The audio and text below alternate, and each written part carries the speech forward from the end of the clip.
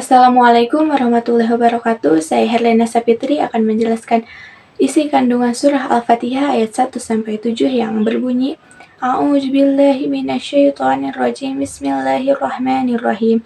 Alhamdulillahirabbil alamin arrahmanirrahim maliki yaumiddin. Iyyaka na'budu wa iyyaka nasta'in ihdinas siratal mustaqim siratal ladzina an'amta 'alaihim ghairil maghdubi 'alaihim waladdallin, yang artinya dengan menyebut nama Allah yang Maha Pengasih lagi Maha Penyayang.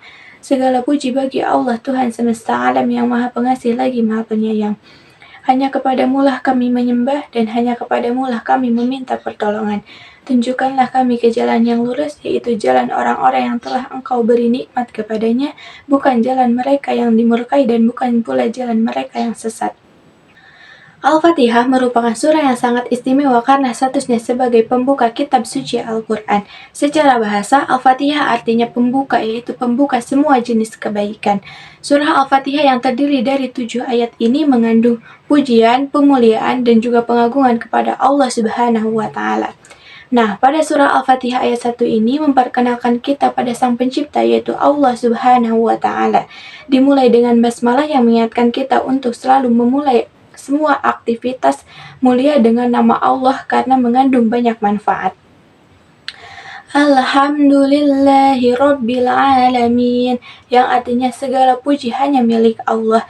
Jadi, semua jenis pujian itu akan kembali kepada Allah. Berarti, jangan mengambil bagian dari pujian itu sehingga berkuranglah sifat pujian kita kepada Allah Subhanahu wa Ta'ala. Ar-Rahmanir-Rahim. Siapa yang bersyukur kepada Allah, rahmat dan rahim akan ditambahkan kembali. Tapi, jangan berangga dulu karena semua kenikmatan itu merupakan ujian. Semua hanya titipan karena yang punya tetap Allah Subhanahu wa Ta'ala. Maliki yaumiddin. Dialah satu-satunya pemilik hari pembalasan dan perhitungan atas segala perbuatan, yaitu hari kiamat. Kepemilikannya pada hari itu bersifat mutlak dan tidak disekutukan oleh suatu apapun.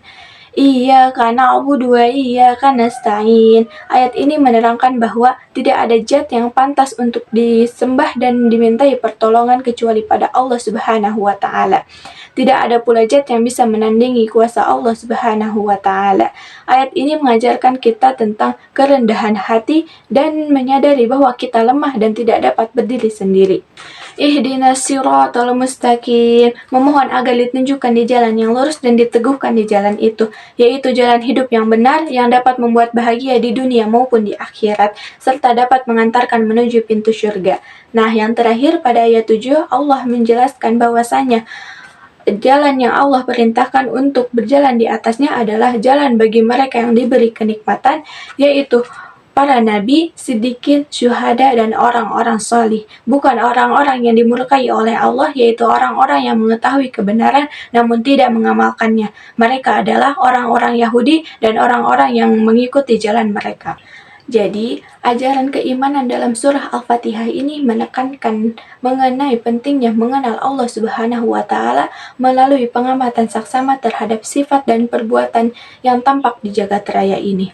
Dan surah Al-Fatihah ini, seluruh ayatnya jika dipelajari dengan benar dan diamalkan, dia akan membuka semua jenis kebaikan yang diharapkan dalam hidup. Sekian yang dapat saya sampaikan. Wassalamualaikum warahmatullahi wabarakatuh.